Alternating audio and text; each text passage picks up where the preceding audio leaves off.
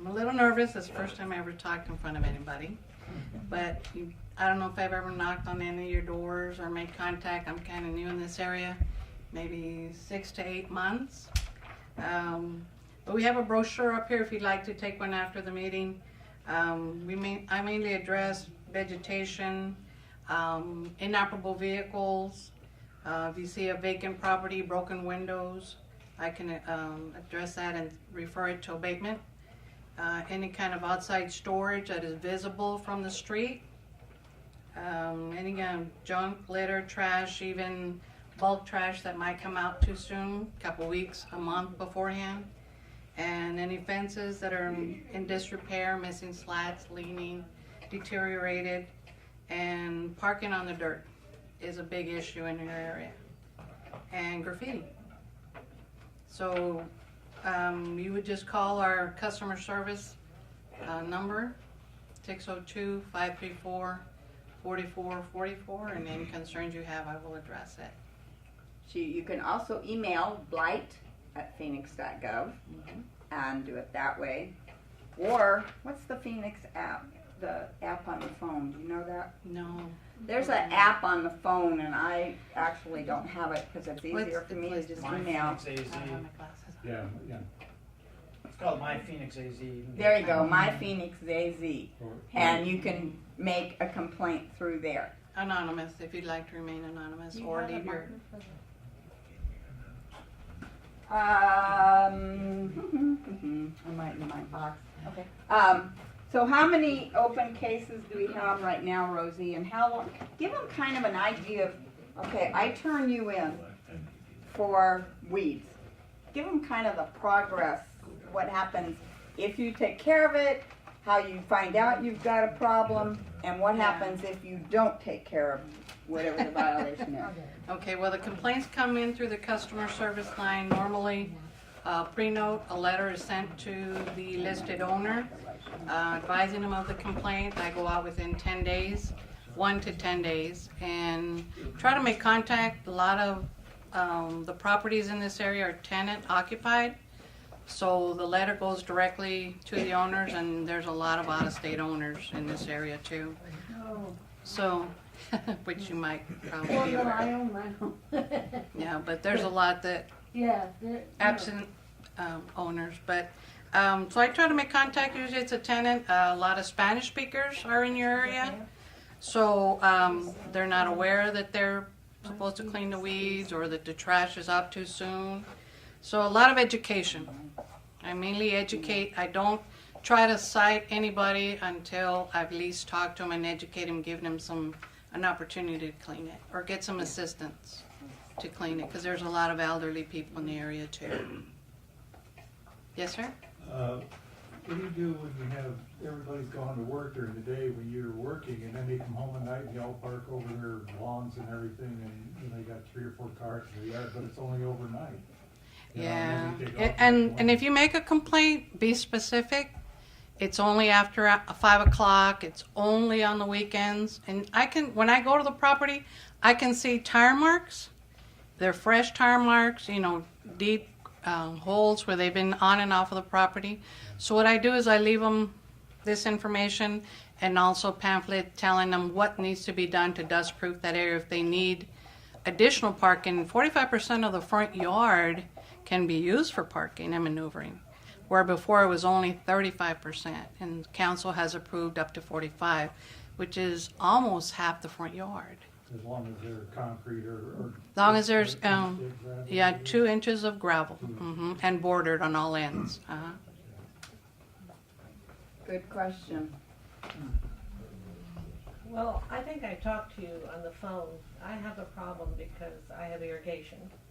And unfortunately, a couple of times, several times in fact, I've gone out to take the irrigation and there's been a homeless person sleeping on my concrete, all this stuff on my concrete platform, because I'm the only one that has a concrete platform, and I have a pipe running down. And recently, the past month, I've had to call the fire department once because somebody started a fire there, and the second time it was a homeless person camped out. And It's always when the irrigation is about to come. I don't know whether they're trying to get up out of the water or what the problem is, but I go out there and they got all their stuff. The first time I had to clean up all that stuff because they maced it. He left and I wound up having to clean up all that germ-infested stuff. It was horrible. But the second time he took his stuff. But there is a problem because the woman right behind me has oleanders and she does not trim them. She does not cut them back, and I think it's a haven for them to, you know, come in there and hide. So would that be Public Works and Alley, or is that you guys? It's probably, we won't address anything that's green. If it's alive and growing, we don't address it. If it's dead, yes. Because- Unless it's weeds. yeah, They see, will take live Yeah. weeds over 6 inches. Over 6 inches, yeah. Mario But any- suggested putting up a light on the telephone pole, and I thought, how am I going to get up there? I know they're going to throw a rock to put it out. You know, If it's I mean, an Not alley, maybe necessarily, silly. that is working in some areas, and that's part of our grant, is to light up our alleys slowly but surely. Well, that is the irrigation ditch there and everything else, and I keep my area clean, you know, because it has a pipe there, so it doesn't really get a lot of grasses and stuff on it. But that fire was scary because I have a building back there, and if those oleanders had caught, that would have gone up. Yeah, and I would talk to Public Works, because they are in charge of the alleys now, right? Yes. If your neighbors have like massive grass in the alleys, or they're throwing stuff, I'm trying to be nice, if they're throwing stuff over their fence and just littering the alley up, that's Public Works. It's not Neighborhood Services Not anymore. anymore. So call Public Works. Well, I had understood that part was owned by her. That was her. It probably she was is, supposed but to be taking care of that property. And, I don't know that they can do anything about the Yeah. Put a oleanders. sign on the oleander saying weeds. Yeah, yeah, right. Well, they are getting that fungus and drying up, so pretty soon they're going to be going up like that. Once they look all brown and dead, Yeah, give us a call. then you can call. Yeah. Okay, anybody else? Betty?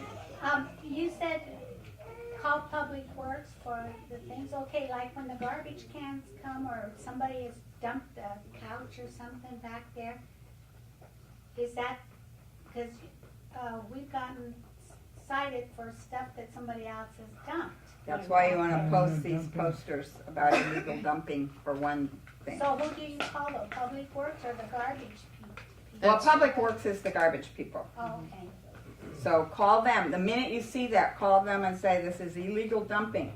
If you see the people doing it, try to get a license number. Yeah, and you know, a lot of times it's heavy stuff, and even though you go out and try to clean it up, it's too heavy for you. Right. And that might be a time that we can get the high school kids to come help with a quick alley cleanup and just get the stuff that's, you know, that maybe they can carry. Now, when we did that alley cleanup and there were tires, there were probably 100 tires back over by your place, Joe, and we couldn't lift them. So city came out and did do that without charging anybody for fines. But the minute you see anything out in that alley, call. Say this has been illegally dumped, not mine. So, yeah, I've got a list of the phone numbers up here, that little seamless directory, so those numbers should still be good. So, any other questions real quick for Rosie? Yeah, I guess we've had a problem house at the northeast corner of 16th Avenue in Marlette for years and years. 16th Avenue? Yeah, and it's now, I think it's pretty much abandoned. And it gets cleaned up, and now the door must have been kicked in again. And Oh, I'd probably have to look it up and see. Yeah, do you have a paper to write the address for her? But HUD is actually working on selling it. We got that too, and they don't do And anything. how do you deal with HUD? We have You're a not house, cleaning- you're not keeping it 6202 clean, they're not North keeping it- 23rd Avenue. 6206. 6202. Yeah. That's a HUD home, and we can't cite HUD. And they're going through the process of trying to evict the people on the house on 23rd Avenue. And our hands are tied. HUD won't Legally, evict them. we can't cite HUD. They're going through the process, and it's a long, drawn-out process. Apparently, the owner is deceased. Family members don't want the house. HUD has it, and they can't get the people out. And HUD says not ours. Everybody else says it's theirs. So, I mean, we've been working on this for months. So, dealing with HUD is a whole nother story. But once that door is in, once that is an open property, you can call NSD, you can call Mario, Okay. and because they can get in boatloads of trouble for having open vacant because How it about an becomes open a window? danger. That's open vacant. Okay, okay. Because kids can get in there, and I thought about a house on my street, and I finally said, I lied. I said, I'm seeing children go in that house. That's dangerous. They're crawling in a window with a big piece of glass. And I am going to let everybody know that you did nothing after I warned you. It happened a lot.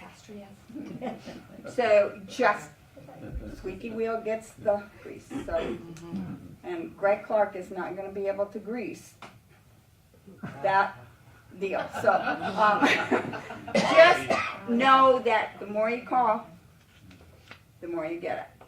I mean, we even went to the TV station about one house over here. And they kind of solved that issue without it being on TV, but they helped immensely for the house on 23rd and Barrage. So that's being kept, at least with the windows are intact again, the doors are intact. You know, Maria and I go by there at least once a week and check that house out. So they're doing a much better job. We did catch a guy sleeping out on the back patio again, but any other questions for Rosie? The gate got broken into again over the weekend. Oh, it at did? That house. Yeah, we just saw, but I just saw the cleanup crew there too, but they didn't fix the gate. They didn't so. fix the gate either. Okay, I'll tell Maria, and Maria will bark at the. Maria knows who to bark at. It's really awesome having her in our neighborhood and retired. So, all right. Any other questions? Quickly. I'm sure you can't do anything, but I'll ask anyway. The 5800 building that's just south of Steingard here. Oh, yeah. The vacant building. It's a big problem. They have an authority to arrest, so as soon as you call non-emergency, they'll send an officer and they'll arrest whoever's on the property. They already have it filed. Anybody on there trespassing is going to be arrested. Owners have given permission. Will they actually enter the building though? Enter the building. If the building's open vacant, then you can call us and then we'll address it. Yeah, well, you have to catch it at certain times. They're very. Yeah, I've been there a few times when I've been approached by the they've people got some sleeping windows under the broken, some stairway. doors Yeah. broken. The full-on party going on there. A lot. Yeah. No, anytime you see it, they do have They authority didn't to arrest. invite me. Can you clarify what building that is? Steingard. Greg, where is it? It's just south of you, Yeah, right? 5838, so what's Steingard 58? Yeah. 36. Just south of Bethany. North 19th Ave. So it's just south of Bethany, just south of Greg Clark Automotive. The south of Steingard. Got it. Yeah. So, I mean, it's an office building. The other thing that Maria and I have Rosie and Lisa looking at, just so you know, oh God, he's gonna make faces at me soon, is that we are also addressing a lot of the businesses and what they look like, especially along the access road where all of a sudden we have car repair going on, we have a half a jillion cars for sale, and so Lisa's looking up all the zoning on that because we do not think that that's zoned for a bunch of used cars, and especially not for automotive services and wrecked cars and blah, blah, blah. And then the next thing we're going to attack is the tire place on the access road in Glendale. It's not in our boundary, but it looks like hell for our whole neighborhood. Yeah. So anything else you want to address? Thank you, Rosie. You can stay or you can go.